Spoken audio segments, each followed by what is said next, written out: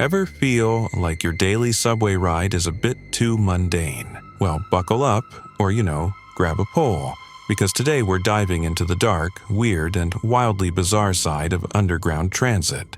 From freak accidents to grim suicides, here are 5 subway deaths so strange, they'll have you eyeing that yellow line a little differently.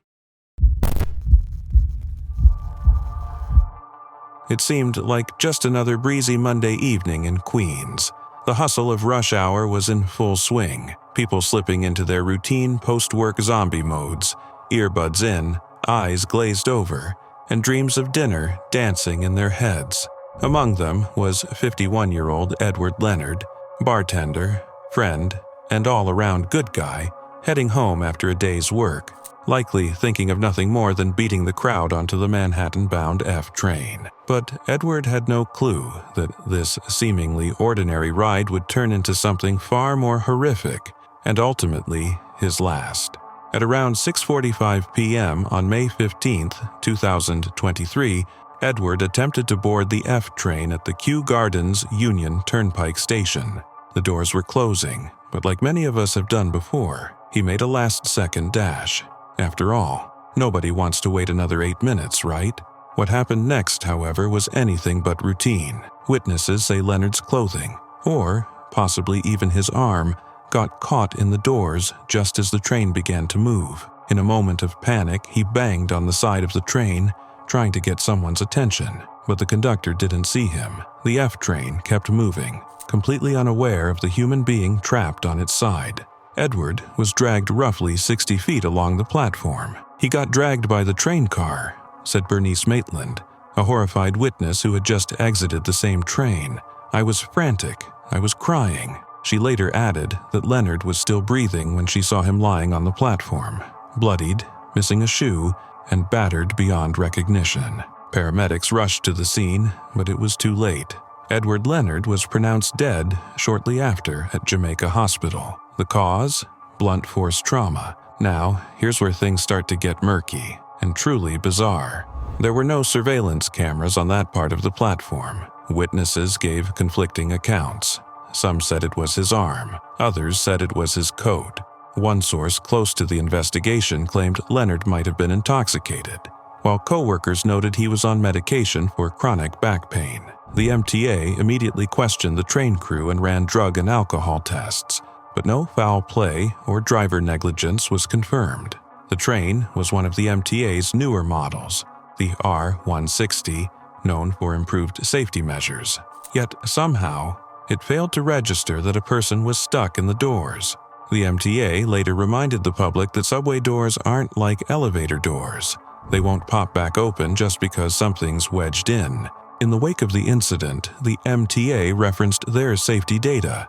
In 2012 alone, 141 people were struck by trains, 55 fatally. A pilot program had been proposed to install platform screen doors. Think of those glass doors in Asian subways, but it's unclear if that would have helped in Edward's case. What makes Edward's death so bizarre is that it wasn't a case of someone falling onto the tracks, or even intentional harm. It was something most New Yorkers have done at least once, trying to squeeze through subway doors at the last minute, and it cost him everything. Edward Leonard wasn't just another name in a tragic headline. He was a bartender at the Cambria Hotel in Chelsea, known for being generous to a fault. He would literally give somebody the shirt off of his back, said his close friend Judy Miller. He was a really generous man. And though the city kept moving that night, those who knew Edward were stopped in their tracks. He was loved, he was appreciated, and his death, strange, sudden, and senseless, reminds us all to slow down, stay safe, and never underestimate the ordinary moments that can shift into tragedy in a heartbeat. It was a typical Monday rush hour in Queens, commuters hustling home, earbuds in, and eyes glued to their phones. For 48-year-old Heriberto Quintana, it seemed like just another routine stop at the Roosevelt Avenue Jackson Heights station. Maybe he was thinking about dinner, maybe just eager to get home. Either way, he had no idea this would be his last subway ride. As the clock ticked toward 4:45 p.m., the station was packed with New Yorkers doing what New Yorkers do best, minding their business and hoping the train wasn't delayed. Heriberto was standing on the northbound F train platform when the unexpected happened. A verbal spat with another man escalated fast. Now, we all know subway scuffles are basically part of the NYC starter pack. Elbow room? Rare? Personal space? Non-existent. But what began as words quickly spiraled into a full-blown physical altercation with a 50-year-old man. No one knows what started it. Was it an accidental bump? A dirty look? Or the age-old headphone volume dispute? The cause is still fuzzy. But within seconds, chaos erupted on the platform. As the train barreled into the station, tragedy struck. Heriberto either slipped or was pushed, and he fell off the platform and onto the tracks.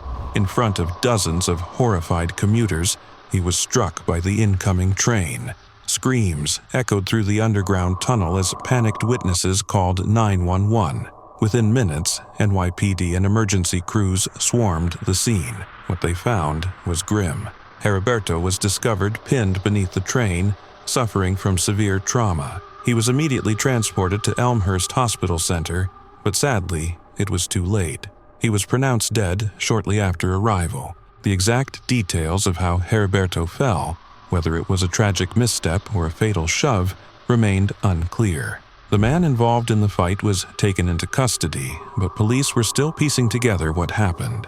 There was no immediate indication of intent, and as the investigation continued, questions hung in the air.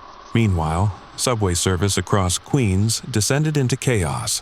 Several lines experienced delays for hours. As crews worked the scene and investigators gathered evidence, photos of the incident site flooded social media, showing yellow police tape, emergency lights, and stunned passengers trying to process what had just happened. What makes this case so bizarre isn't just the horror of the moment, but the randomness of it all. Two men meet on a platform. A moment of tension flares up, and in less than a minute, one of them is dead. No robbery, no weapons, just a split-second scuffle in the wrong place at the worst possible time. Videos of the aftermath went viral online, sparking fierce debates about subway safety, mental health, and the unpredictable tension that simmers beneath New York's streets. Some called for more law enforcement presence, others for better platform barriers, anything to prevent another senseless tragedy like this one. But behind the headlines and hashtags was a man who mattered. Heriberto Quintana was a Queens resident, a father, and a neighbor. His family later spoke out, describing him as kind, hardworking, and someone who never went looking for trouble. He didn't deserve this, his cousin told reporters. He just wanted to get home like everyone else. And that's the haunting part. He could have been any of us. In a city that never sleeps and barely pauses, Heriberto's story is a chilling reminder that life can change, or end, in a blink. Yet, even in that darkness, his loved ones held on to hope that his story would lead to safer platforms and better protections for millions who ride the rails every day. Rest in peace, Heriberto. Your ride may have ended, but your story rolls on.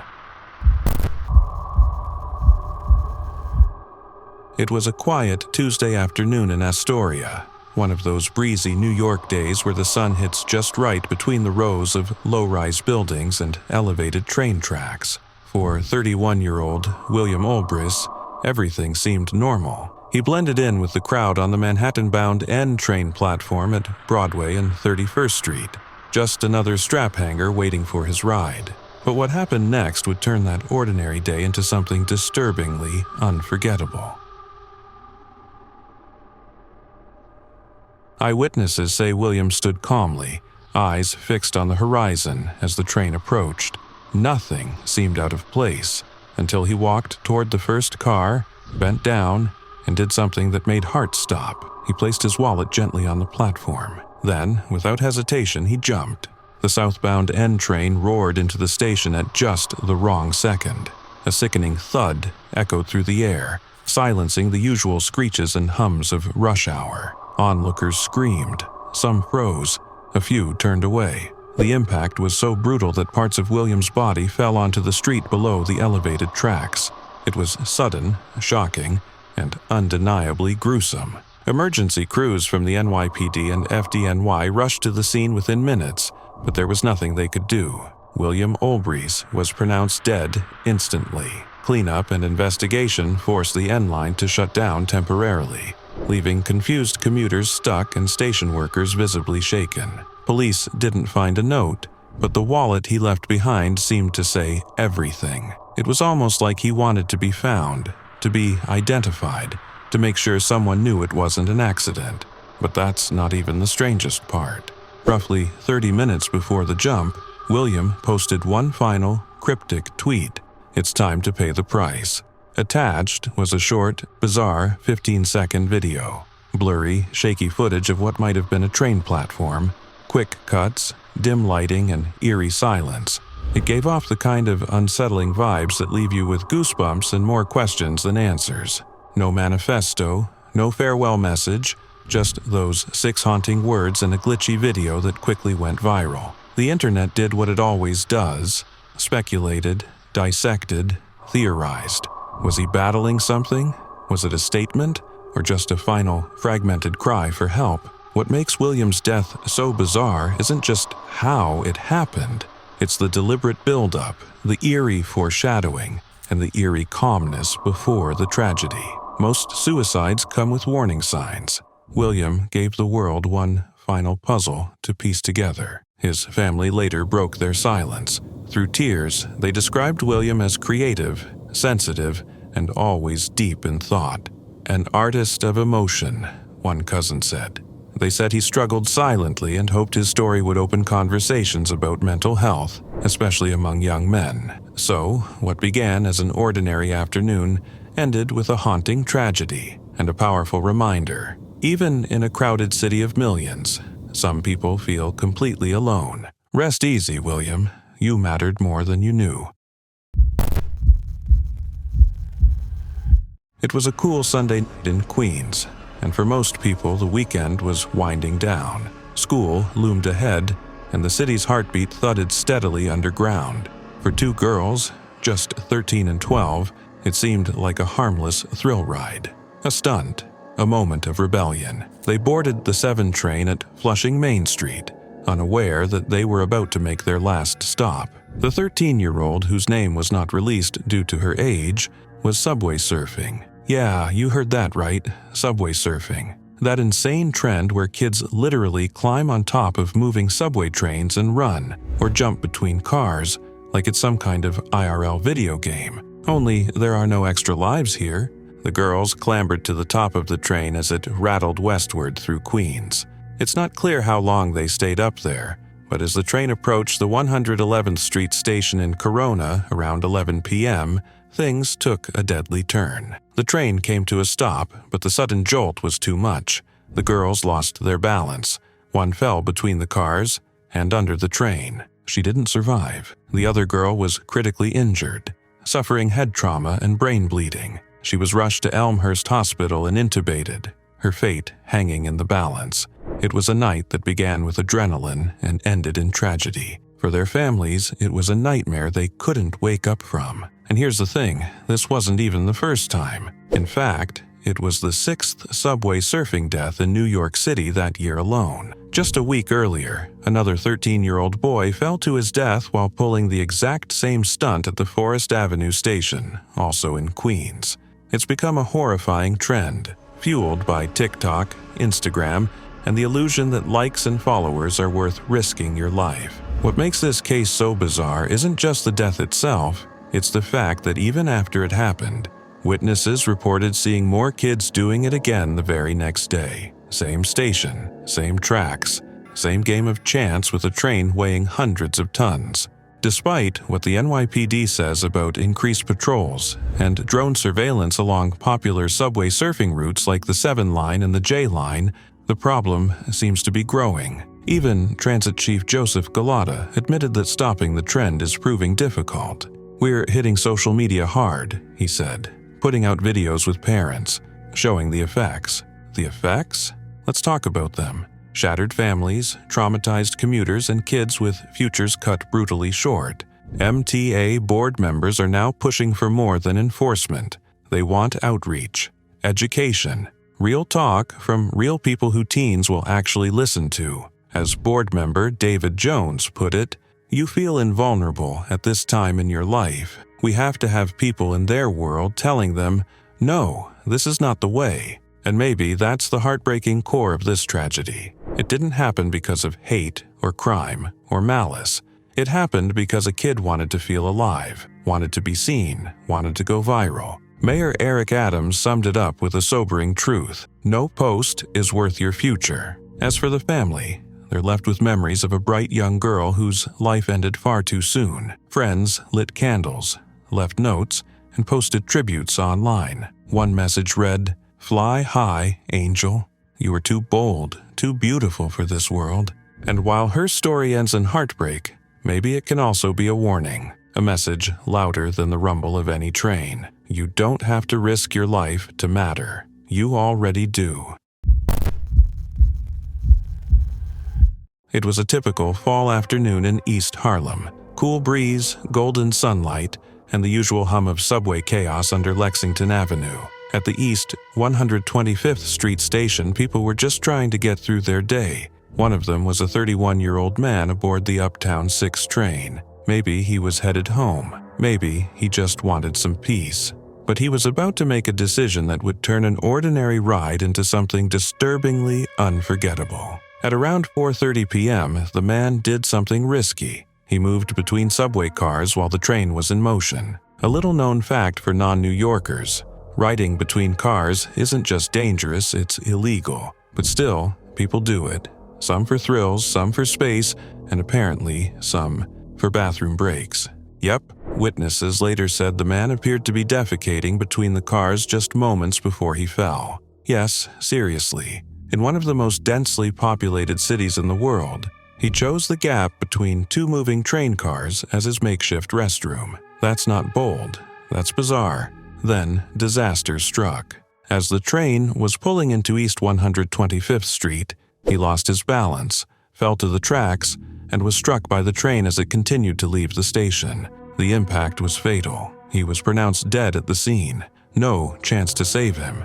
The MTA and FDNY quickly confirmed the death, and a wave of confusion and fear spread across the platform. But wait, it gets weirder. Just 20 minutes earlier, in a completely separate incident on the very same platform, a 50-year-old homeless man nicknamed Frenchie emerged from the tracks, bloody, disoriented, and seriously injured.